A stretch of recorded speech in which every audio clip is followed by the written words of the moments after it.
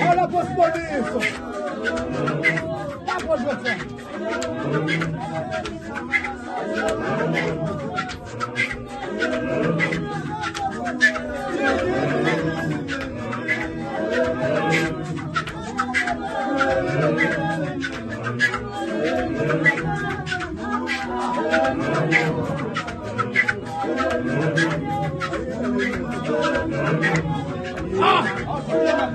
Ai! Eu vou dar uma bolsa. Agora só nessa mais. Ah!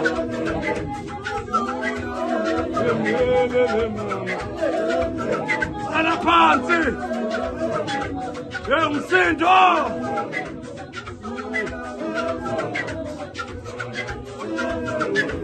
Lascia me mangiava male fino a doccia. Ai, eu me sinto male.